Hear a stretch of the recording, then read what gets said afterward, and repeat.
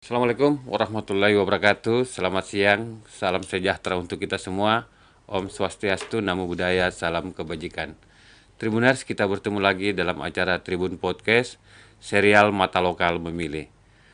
Siang ini, Tribun Manado sangat berbahagia karena kedatangan tamu spesial, Bapak Ganjar Pranowo. Selamat siang, Pak. Selamat siang. Ya, calon Presiden Republik Indonesia yang sudah resmi diusung oleh PDI Perjuangan juga telah menyusul, didukung oleh Partai Persatuan Pembangunan dan PSI.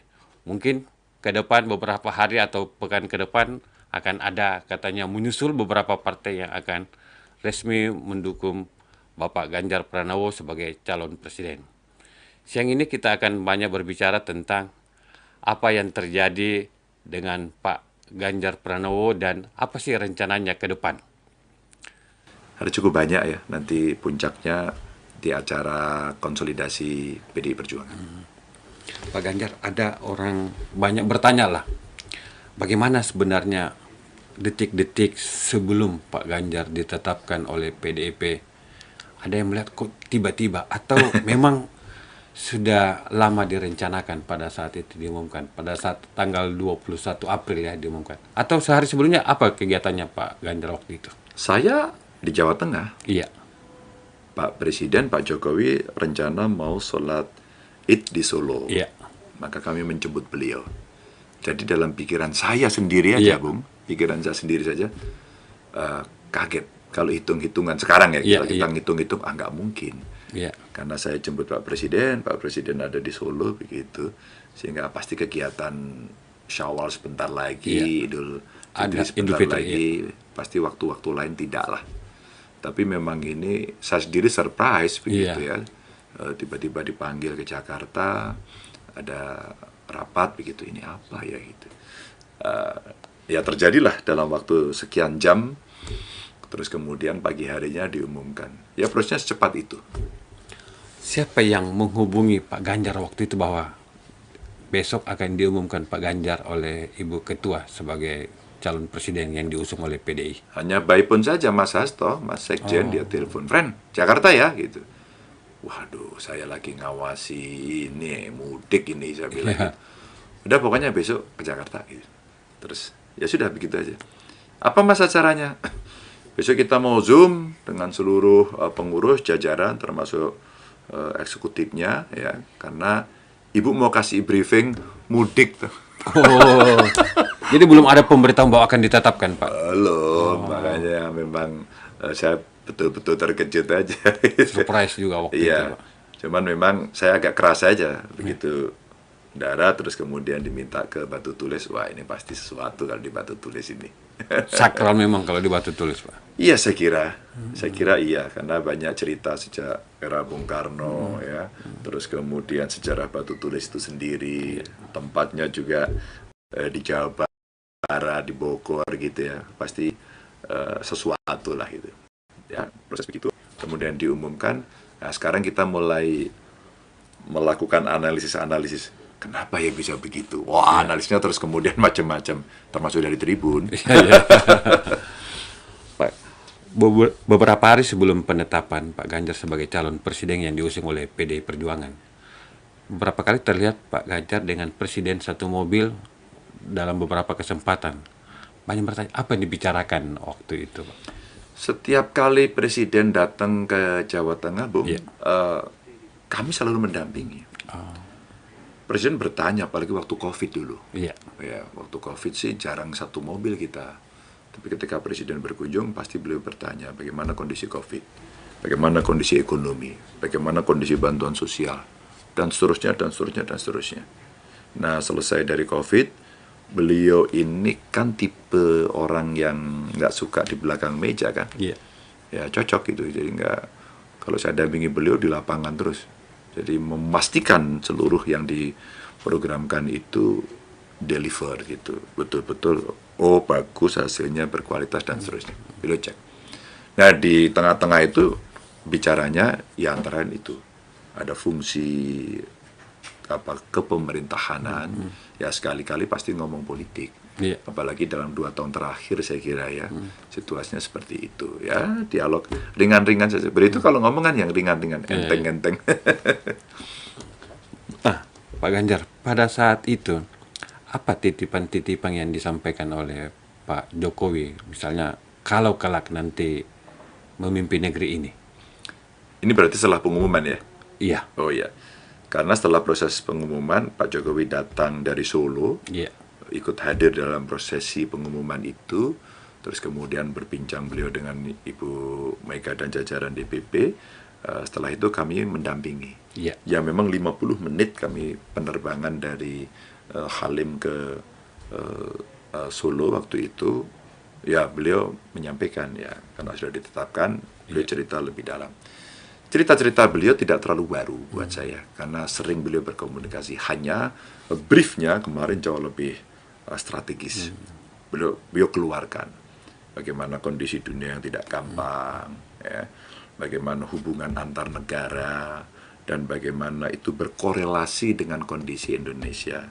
Sehingga yang mesti kita siapkan adalah bagaimana Indonesia menyikapi seluruh perubahan yang terjadi di global. Maka kenapa beliau mengambil beberapa contoh ya briefing lah kepada kami. Kenapa sih hilirisasi harus dilakukan gitu. iya, Jadi saya bisa dapat banyak informasinya. Jadi hilirisasi itu menurut saya baru separuh dari pekerjaan yang mesti kita diteruskan bereskan. dia. Apa terusnya? Harus diindustrialisasi. Maka kami berdiskusi di situ, termasuk menyiapkan soal SDM Indonesia. Iya. Kalau kita mau masuk ke sana, jangan sampai isu yang muncul tuh kan TKA terus gitu. Masa harus tenaga kerja asing. Nah, karena kita tidak boleh hanya sekedar marah terus, mengumpat terus, yuk kita siapin.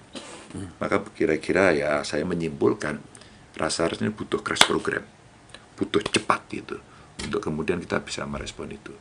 Nah, saya kira seluruh resources, seluruh sumber daya, petanya sekarang sudah ada. Jadi beliau concern betul pada problem ekonomi dunia, dan ini pasti akan saling berpengaruh. Termasuk tadi itu yang relasi antar negara. Wah, ini perang belum selesai, ada perang betul-betul bersenjata, tapi juga ada perang ekonomi. Iya. Sehingga dunia yang menuju multipolar itu betul-betul mesti disikapi. Ya, kira-kira kedaulatan kita dalam bidang politik hari ini mesti ditunjukkan dengan melihat geopolitik itu. Itu hebat beliau. Kembali ke pada saat di Batu Tulis itu, Pak Ganjar, setelah Pak Ganjar ditetapkan oleh Ibu Megawati sebagai calon presiden, apa pesan khusus Ibu Megawati saat itu kepada Pak Ganjar? Ibu Mega itu selalu memberikan pesan-pesan yang sifatnya satu terkait dengan hal-hal ideologis, Iya, 2 konstitusional, 3 rakyat. iya, Selalu ini. Maka beliau sampaikan bagaimana menjaga harmoni di tengah masyarakat, mengelola negara yang berbineka tunggal ika. Itu sunnatullah itu. iya, Ya, memang kita dilahirkan beda, tapi bagaimana memanage. Setelah ini kita manage, sebenarnya ada potensi-potensi besar yang di atasnya itulah bisa dikembangkan. Nah, pesan-pesan Bu Mega selalu itu. Ideologis, ya. Kita lahir sebagai bangsa dengan sejarah yang sangat panjang, mulai dari penjajahan, bagaimana kita merdeka, dan bagaimana mempertahankan kemerdekaan. Kalau kemudian kita sudah, bagaimana kita mencoba membangun di tengah situasi yang tidak ceteris paribus. Situasinya tuh bergolak dan dinamis. Disrupsi dalam bahasa sekarang terjadi di mana-mana. Ingatannya itu. Saya kan udah 2 kali ditugaskan menjadi gubernur toh. iya, Sehingga briefing Ibu selalu begitu. Dulu saya katakan, apa Bu yang mesti dikerjakan? Jaga integritas, jaga komunikasi yang baik dengan TNI Polri, ya, Forkompimda, Kejaksaan dan sebagainya, pengadilan dan seterusnya. Jaga hubungan baik dengan tokoh agama dan tokoh masyarakat. Ya, yang ini penting. Saya harus menerjemahkan sendiri secara detail. Saya kira besaran-besaran yang disampaikan briefingnya itu begitu. Yang lainnya sih sifatnya teknis. Ini baru permulaan pengumuman. Selanjutnya pasti akan ada kerjasama politik antar partai-partai. Ya, setelah itu P3 datang gitu. datang, iya, betul. Dulu kan ya pertama-pertama PSI ya pernah Iya. mengumumkan. Hanura Betul. sudah mengumumkan, tapi belum bertemu dengan partai. Iya. Secara sporadis pernah sih PAN 1, 2, Iya, 3 betul. dan P3. Tapi P3 yang pertama secara resmi datang. Itu apa ya? Kalau saya lihat dari pesan-pesan Bu Iya. Mega dikaitkan dengan yang substantif dan yang sifatnya proses politik. Sampai nanti pendaftaran begitu. Pak Ganjar, banyak bertebaran nama-nama calon wakil presiden yang dinilai oleh masyarakat cocok mendampingi Pak Ganjar. Tapi saya yakin pasti Pak Ganjar tidak akan menyebutkan karena hak prerogatif untuk calon wakil presiden ada di ketua umum, begitu Pak ya. Ya. Mungkin ada kriteria yang menurut Pak Ganjar Sebagai untuk yang mencari cocok mendampingi kira-kira calon seperti wakil presiden. Betul. Nah, ini kalau yang wawancara orang Makassar ini wakil presiden. iya betul Pak. Kalau buat saya hanya ada dua saja gitu. Iya. Satu, kita punya visi yang sama. Yang kedua, kita punya value yang sama, nilai-nilai yang sama. Maka kalau visi itu bagaimana kita membangun bangsa yang tadi kita ceritakan, tapi nilai-nilai kita untuk bisa bersama ya kita mesti taat pada konstitusi kan gitu ya. Nah kalau itu bisa bareng, saya kira itu akan lebih mudah. Sehingga tidak terjadi satu, maaf ini, biasanya pasangan-pasangan itu suka kompetisinya keras. Iya. Muncul dua matahari biasanya. Nah, itu yang terjadi. Ya, alhamdulillah lah kita sudah pernah melihat Republik ini berjalan, siapa presidennya, siapa wakilnya, dan relasinya seperti apa. Banyak kok yang bagus. Tapi mungkin kalau ada cerita-cerita kurang bagus, setidaknya itu buat peringatan. Begitu. Kalau saya hanya sesederhana itu aja. Pak Ganjar, dalam kompetisi apapun itu selalu ada black campaign, apalagi dalam kompetisi capres. Mungkin pada saat pilkada gubernur juga ada black campaign juga kepada sering. Pak Ganjar. Nah, bagaimana sikap Pak Ganjar terhadap black campaign? Mungkin sudah ada terasa saat ini atau bagaimana, Pak? Sudah, dan itu akan selalu muncul, dan saya senang ini ini menjadi obrolan di podcast kita hari ini ya. Kemarin waktu halal bihalal dengan pendukung Pak Jokowi ya, di Jakarta, kami sampaikan secara terbuka. Iya. Tolong, karena pasti akan terjadi. Tolong kita bisa mengendalikan diri. Dan kemarin ada salah satu yang mengaku mendukung kami tapi rasialis gitu. Nah, kita ingatkan sebelum kebablasan. Maka saya sampaikan jangan membuli dong. Jangan black campaign. Kalau Anda mau negatif campaign boleh. Ya, ketidakmampuan, ketidakbecusan boleh. Tapi jangan black, jangan hoax gitu ya. Itu yang penting, itu saya sampaikan. Halo para pendukung saya, yuk kita mulai membangun tradisi-tradisi kampanye yang elok. Toh istilah saya nih Bung. Toh ini kan loyalitasnya 5 tahunan. Coba kita belajar dari pengalaman 2 kali pertarungan, kalau boleh disebut pertarungan, atau kompetisi kalau boleh disebut lebih soft gitu ya. 2 pemilu presiden terakhir. Pak Jokowi dengan tokohnya Pak sama, terus kemudian mitra tandingnya sama, dan kemudian diakhiri dengan kolaborasi. Yang pertama tidak, situasinya ya seperti itu, pembelahan terjadi. Ya. Begitu yang kedua, kemudian Pak Jokowi mengajak mitra tandingnya masuk, yuk kita bareng-bareng. Toh kita punya pikiran waktu berdebat seperti itu. Dan luar biasa Pak Prabowo, Mas Sandi mau menerima, kemudian bekerja sama dan berkenan dipimpin oleh yang pernah menjadi mitranya, mitra tandingnya. Tentu yang menang Pak Jokowi. Itu contoh yang menurut saya bagus. Harapannya kemudian followernya juga mengikuti. Harapannya kemudian semua akan bisa menilai. Kan biasanya kalau kontestasi politik masuk ke black campaign atau negatif campaign, mungkin mereka yang nilai ya pokoknya kamu skornya jelek terus. Atau kalau enggak ya kamu self fitnah. Followernya mengikuti. Benar atau tidak ada klarifikasi.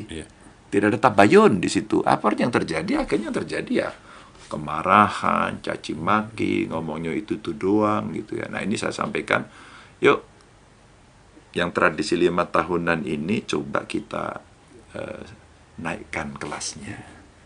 Lebih beradab, lebih santun, lebih dengan data, nanti nggak apa-apa kok. Ya saya di black pernah, dinegatifkan pernah. Saya sendiri sebagai orang yang masuk dalam sasaran begitu ya, sasaran gitu, kita sampaikan, oh ini belum berhasil, kita sampaikan ini belum berhasil. Memang belum berhasil. Ngapain dibikin berhasil? Sampaikan pada masyarakat. Alasannya ini. Soal diterima atau tidak, itulah. Ada kok yang berhasil juga. Ada loh cerita yang dihargai oleh institusi yang lain memberikan penilaian pada kita, ada kok ini. Setelah dilihat, sekarang kan orang bisa cek semua di Google kan, orang bisa lihat. Sehingga cara merespon seandainya terjadi black campaign, negatif campaign adalah kalau black, sampaikan bagaimana perbandingannya dan itu benar atau tidak. Maka kalau yang Kominfo itu dulu langsung ada stempelnya hoax gitu, ya. Atau yang kedua, ya kalau itu negatif, bandingkan. Datamu itu, dataku ini, coba dibandingkan. Itu akan mengedukasi masyarakat. Bahwa kemudian itu dari sisi scoringnya itu gagal, ya sudah kita terima saja. Kan indikatornya banyak tuh. Tapi kan orang biasanya lebih suka yang melihat yang negatif kan. Negatif lebih seksi ya. Ada kecenderungan. Itu. Makanya, Bung, kenapa saya bermedsos? Mungkin yang tidak suka akan mengatakan, Anda ini medsos terus. Padahal desain awal saya, bahkan sebelum cerita Pilpres ya, sejak saya periode pertama menjadi gubernur, bahkan sejak saya di pers, saya sudah bermedsos dia. Untuk apa? Untuk menunjukkan kepada publik apa yang saya kerjakan. Bagaimana cara saya berkomunikasi. Sehingga itu bisa menjadi jejak digital. Sehingga banyak orang yang kemudian mengkritik saya, umpama ya, Anda ini tidak melakukan ini, Anda tidak berhasil di situ. Saya tunjukkan contohnya. Kemarin juga pernah di salah satu medsos, jangan keliling-keliling. Perhatikan Jawa Tengah. Tuh jalannya rusak. Yang rusak tidak hanya yang di Sumatera saja, di Jawa Tengah juga ada. Saya mendapatkan itu langsung saya cek. Mana itu jalan? Mana itu jalan? Kepala Dinas PU mana? Oh ternyata dikerjakan. Kapan pengerjaannya? Ini sebelum Lebaran kok Pak udah beres, kok udah dipakai itu. Ada videonya nggak? Tradisi kami itu di Pemprov Jateng itu. Kamu harus ada dokumentasinya, tidak hanya still picture tapi video. Nah pada saat kemudian itu ada, kita tempelkan. Nah, itu maksudnya mencerdaskan. Nggak perlu dicaci maki. Menjawab. Kan ada yang caci maki balasnya gini. Maaf ya. Goblok lu, bego lu, lihat nih. Nggak perlu. Saya sampaikan gini, Bung, terima kasih. Meskipun Anda bukan orang Jawa Tengah, Anda sangat perhatian pada kami. Ini sudah saya kerjakan. Mungkin yang Anda maksud adalah ini. Dan seandainya masih ada banyak yang Anda ingin sampaikan, dengan senang hati kami akan menjelaskan. Enak. Tapi kan sebenarnya dengan diberikan data itu kan dia sudah selesai. Betul. Jadi datamu kamu ambil dari mana gitu kan. Tapi dengan menampilkan cara seperti itu, publik kemudian akan melihat, oh dia datanya nggak valid, oh dia omdo gitu kan. Nah kita nggak usah marah-marah, nggak usah dicaci maki. Tampilkan apa adanya. Pak Ganjar, dari banyak black campaign sementara yang biasa menyerang Pak Ganjar, adakah black campaign yang menurut Pak Ganjar itu sudah masuk kategori, sudah sangat sadis menurut Pak Ganjar? Contohnya Pak, Banyak sih sebenarnya, bahkan beberapa di antaranya juga berdampak pada keluarga gitu. Maka saya sampaikan pada keluarga saya, dari anak istri gitu ya. Ini suamimu, ini ayahmu berada pada posisi politik ini, maka yang paling gampang ya tidak perlu dihiraukan. Mental kita mesti siap. Jawab saja dengan baik. Kalau itu tidak bagus di masyarakat, mintalah maaf. Atau nggak usah dijawab. Itu yang terjadi. Pengalaman saya umpama setiap kali kita mau kontestasi, ya, minimal pengalaman saya sebagai gubernur 2 kali. 2 kali ya. Muncul terus isu-isu yang negatif. Nah kemarin saya sempat ngobrol dengan podcast begini juga dengan Andi Noya umpama, kita ngobrol di situ. Itu menarik juga karena di situ cerita yang itu black begitu kan. Terus kemudian kesempatan kita clearance. Nah, kalau ada yang mau tanya yang mana, silakan tonton. Kayak di double check saya sampaikan itu. Artinya yang ngomong berkali-kali pun kan tidak semua senang sama kita. Betul. Samalah pembaca Tribun, tidak semua suka pembaca Tribun. Tribun salah kutip aja bisa digebukin juga. Sama lah kita orang yang berada di ruang-ruang publik seperti. Tapi ya kita harus siap mental pada soal itu. Nah, Pak Ganjar, dari beberapa kompetisi yang sudah dijalani oleh Pak Ganjar, hikmah apa yang menurut Pak Ganjar Anda sampaikan kepada keluarga dan tim? Hikmah ya. Satu, biasanya dalam sebuah kontestasi itu akan muncul suasana dendam, marah. Maka muncul tadi model black campaign dan sebagainya. Selalu menegasikan. Selalu menegasikan. Maka berangkat dari itulah saya sampaikan bahwa kepada tim saya, siapkan data dengan baik. Data itu sebagai bukti-bukti, evidence base. Saya pernah di mana, kerja apa. Mana sukses, mana tidak sukses. Yeah. Tapi itu mesti disiapkan. Yang kedua adalah konseptual.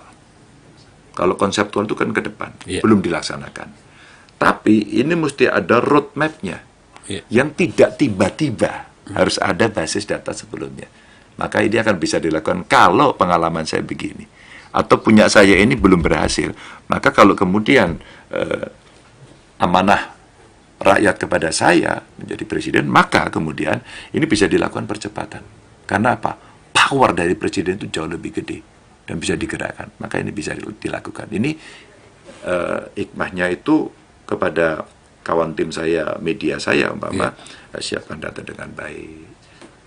Pada relawan, jangan ngamuk ya, jangan marah-marah ya, jangan mencaci ya. Tunjukkan saja apa yang menjadi kegiatan saya. Tapi kami nggak punya, gampang aja, kamu follow IG saya, kamu follow medsos saya, kamu lihat YouTube saya, karena disitulah kemudian jejak digital saya sampaikan. Tinggal clearance saja. Kalau begini bagaimana, kalau begitu bagaimana. Itu akhirnya ada yang bagus. Ya. Ketika kemudian orang akan menjawab, dia akan browsing dulu. Hikmahnya itu. Betul. Itu cara klarifikasi, cara tabayun, cara mencari sebelum menjawab gitu. Ya kira-kira kalau kamu tidak tahu, diam saja. Iya. Itu jauh lebih baik gitu. Tapi kalau kamu tahu, sampaikan dengan data yang benar. Meskipun data yang kamu sampaikan belum tentu menyenangkan orang. Saya hari ini, Bung, udah siap-siap. Iya. Apa kira-kira nanti yang tidak tercapai yang saya kerjakan? Ada 4, Pak. Ini dari data statistik. Apa? Inflasi, Pak. Oh ya, inflasi itu global. Gini rasio, Pak. Indeks Williamson, Pak. Penurunan angka kemiskinan, Pak. Oke, kita telanjangi satu. Yang kemiskinan kenapa tidak tercapai? Pak, semua terjadi pada saat pandemi, COVID, Pak. iya. Oke. Bagaimana kita lakukan percepatan? Maka sekarang kita lagi membuat percepatan nih. Iya. Dengan apa? Jangan gunakan satu sumber saja. Umpama kita pengentasan kemiskinan hanya dengan APBD. Enggak. Sekarang kita gerakkan penanganan kemiskinan ekstrim yang diperintahkan Pak Jokowi itu, kita gerakkan melibatkan masyarakat. Termasuk di dalamnya nanti banyak ini. Satu ya, kalau kemiskinan kita cek itu. Apakah dari sisi pendapatan dia cukup? Apakah rumahnya layak huni? Apakah dia punya jamban? Apakah dia punya air bersih? Apakah dia punya listrik? Itu kan indikator. Betul. Iya. Adakah di rumah itu yang tidak bersekolah? Kalau jawabannya ada, mari kita prioritaskan. Mari kita bereskan. Kejar sekarang. Wah, itu kades, teman-teman lurah, camat, bupati, wali kota saya minta. Terus saya sampaikan, karena ada bupati wali kota juga. Iya. Lalu saya sampaikan, Ibu, Bapak, teman-teman, di tempat Anda masih tinggi loh ya. Kira-kira Anda bisa percepat nggak? Kalau harus percepat, Anda butuh apa dari kami? Ini cara kita melakukan percepatan seperti itu. Bahwa ini tidak tercapai nggak apa-apa, tapi effortmu harus ada. Maka pada saat pernah kita pukul dengan model begitu, ternyata penurunannya bisa lebih besar secara persentase dari sebelumnya. Ini kalau kita mau nendang. Sama sampai kemarin saya mendapatkan catatan umpama dari DPRD. Gubernur harus lebih konsentrasi. Bagus. Ini masukan DPRD yang bagus. Maka besok di APBD perubahan siapkan desainnya. Seluruh APBD perubahan dananya masukkan untuk satu aja. Penanggulangan kemiskinan ekstrim. Titik. Tidak boleh untuk yang lain.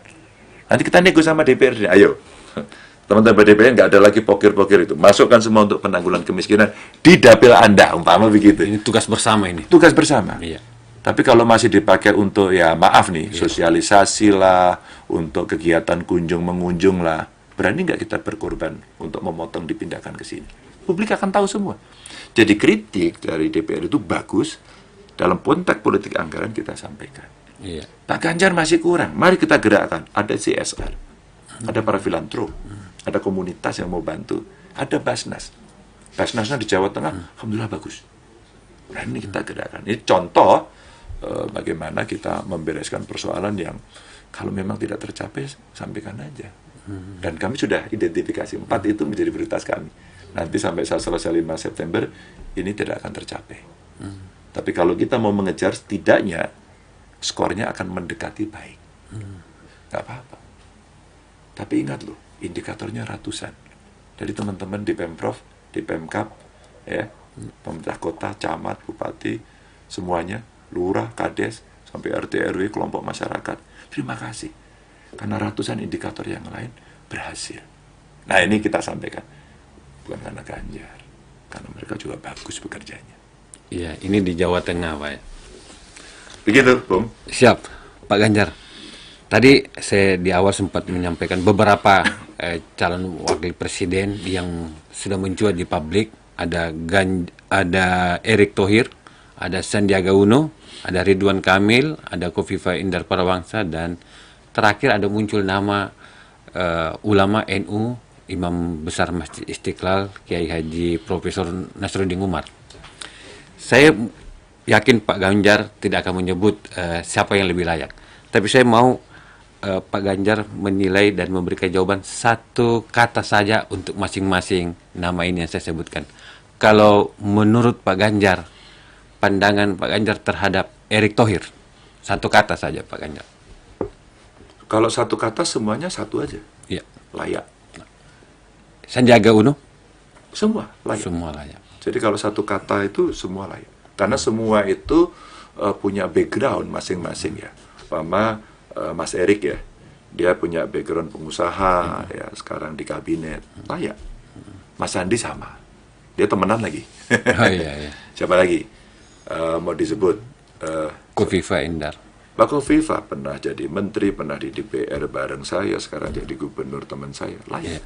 Dia memimpin organisasi muslimat yang cukup besar kan? Iya. Layak. Dia punya pengalaman organisasi, leadership, dan pasti ngertilah asam garam itu. Siapa lagi? Nasruddin Umar. Pak Yang Nasruddin terakhir Umar namanya ini muncul. tokoh agama, Iya. dia ulama, ya.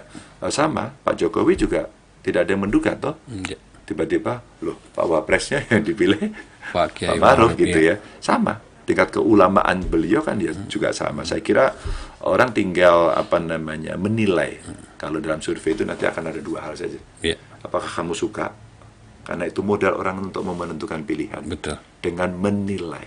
Sekali lagi menilai. Penilaian itu kan macam-macam. Ada karena kesukaan, ada karena mereka simpati, ada melihat itu memang kompeten, memang pinter itu. Ini kayaknya memang bisa, macam-macam. Dan yang sudah itu, sudah suka, kamu pilih apa enggak? Iya, betul. Jadi kalau hanya satu kata, rata semuanya, mereka layak. Tapi bagaimana masing-masing, itulah diferensial masing-masing.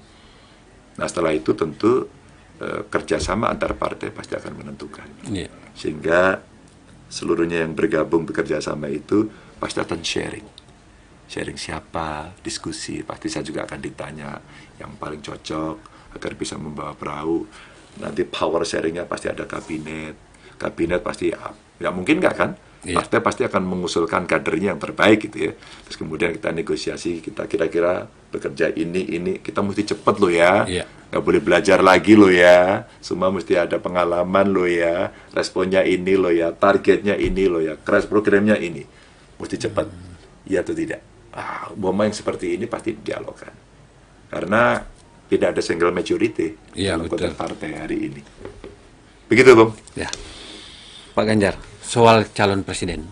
Sudah muncul 3 nama, Pak Ganjar, Prabowo, dan Mas Anies. Penilaian Pak Ganjar terhadap calon kompetitor Anda nanti. Yang dideklarasikan baru 2. Oh ya, baru Pak Anies. Ya. Menurut Pak Ganjar, anggaplah misalnya nanti ke depan deklarasi Pak Prabowo. Penilaian Pak Ganjar terhadap Mas Anies dan Prabowo, Pak Prabowo. Saya pernah menjadi jurukamnya Pak Prabowo waktu Mega Prabowo. Oh, Saya kenal beliau. Saya kira publik tahu waktu ada Pak Jokowi, ada saya, dan ada Pak Prabowo di tengah sawah. Kita berbincang. Jadi kalau dari sisi komunikasi kedekatan, oke. Saya kira sama-sama lah kita juga punya pemikiran bagaimana membawa bangsa ini agar lebih baik. Pasti kita punya. Mas Anies teman saya sekolah di UGM. oh iya, iya. Kami komunikasi, beliau waktu kemarin hari Lebaran, ya, telepon saya. Mas, selamat ya. Mas Anies ya, selamat. Maaf lahir batin ya. Sama kita komunikasi, enteng-enteng aja. Di acara-acara kawinan kita sering ketemu, bahkan pernah ledek-ledekan gitu. Saya bilang, Mas Anies sabar ya dibully. Terus dia bilang, ya kamu juga katanya. Jadi sebenarnya Enjoy-enjoy kita saja, ini Pak. Iya. tidak apa ya. Ya kalau ibarat pemain tinju begitu Iya. ya, yang body contact atau karate atau apa taekwondo apapun lah gitu ya. Itu ketika di luar ring ya kita ini berteman. Kalau lagi pertandingan naik ring, ya kita tinju sampai babak belur juga gitu kan. Tapi habis itu kayak petinju itu kan pasti Iya, pelukan toh, betul. nggak marahan kan. Nanti dikatakan yang menang siapa gitu. Nah, selesai. Habis itu turun, emangnya kita langsung berantem lagi kan enggak? Iya. Nah, masa di ring tinju itu kan sebenarnya masa Hanya masa kampanye saja kampanye ya. itu, ya kan, selesai terus kemudian berdampak 5 tahun. Nanti kalau nggak suka ya tunggu 5 tahun berikutnya. Maka jangan berpikir menurunkan tengah jalan. Itu kecuali kebangetan itu. Pak Ganjar, kembali ke soal pembagian waktu Pak Ganjar sebagai masih menjabat gubernur Ya. Jawa Tengah dan saat ini sebagai calon presiden. Bagaimana Pak Ganjar membagi waktu supaya keduanya jalan? Ya, saya senang sekali ini ditanya ini karena sudah banyak juga yang membuli Iya, tadi iya. pertanyaan negatif campaign, black campaign. Iya. Aduh, nggak ngurus dan sebagainya. Saya ngurus pekerjaan saya pakai alat ini. Oh, Bahkan kemarin satu orang komplain, dia pegawai kecamatan, bayar pajak, dan dia merasa ini tidak sesuai dengan tarif, lapor saya, jam 11 malam saya beresin. Saya bisa kerja dari manapun kok. Dan tiap hari kami mendapatkan laporan dari grup kami. Umpama yang infrastruktur, kemarin banjirop saya datengin, terus kemudian penanganan stunting, terus kemudian progres serapan anggaran, itu tiap hari.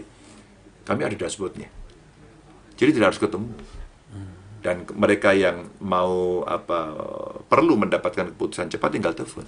Semua serba elektronik. iya. Makanya di hari libur kayak seperti ini, hari ini kita wawancara Iya, libur betul. nih ya.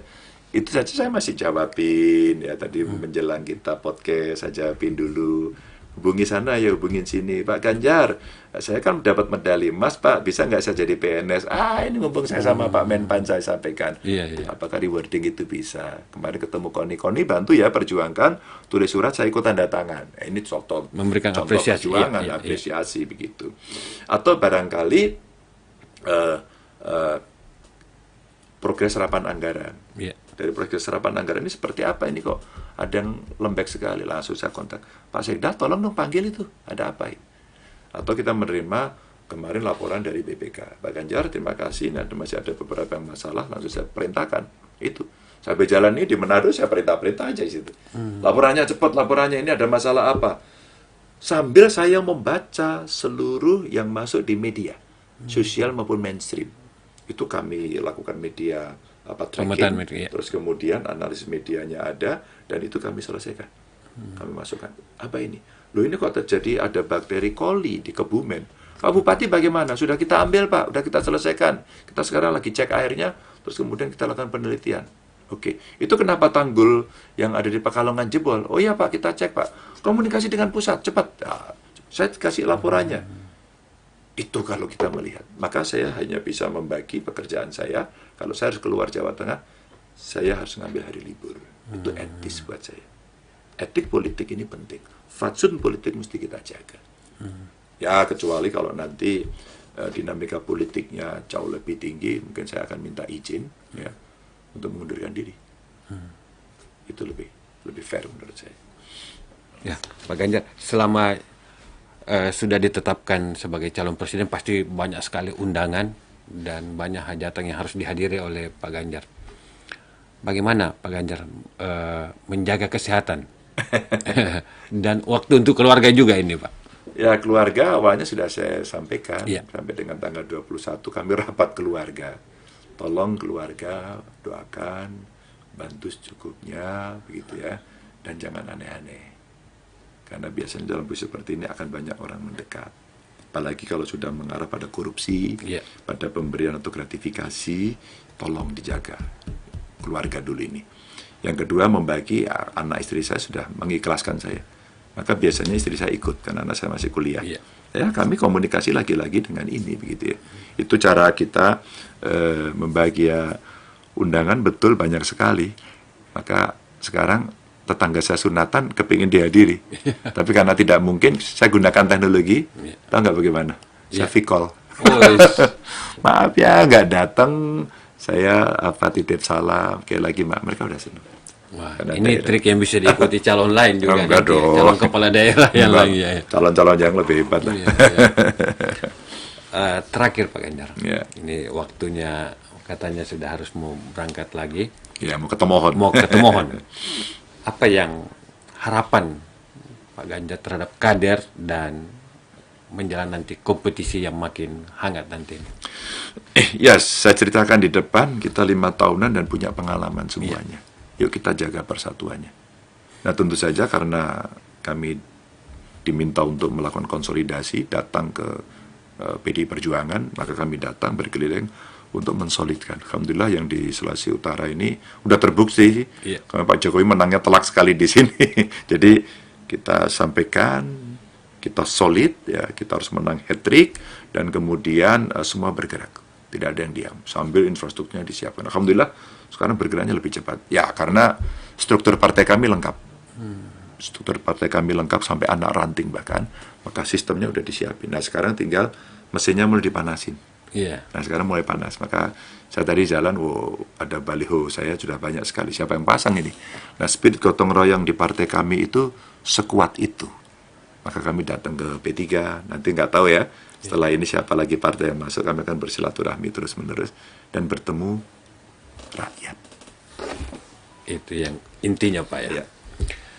Demikian Tribuners perbincangan spesial kami dengan Bapak Ganjar Pranowo, calon Presiden Republik Indonesia yang telah resmi diusung oleh PDI Perjuangan dan sudah juga didukung oleh Partai Persatuan Pembangunan, PSI, Partai Hanura, dan sebentar lagi mungkin akan ada partai lain yang memberikan deklarasi untuk mengusung Ganjar Pranowo sebagai calon presiden. Demikian perbincangan kami. Terima kasih Pak Ganjar Pranowo Sama-sama. sudah bersedia menjadi tamu spesial dan bincang-bincang dengan Tribuners di Tribun Manado. Sama-sama. Demikian, semoga memberikan banyak manfaat. Salam Tribun.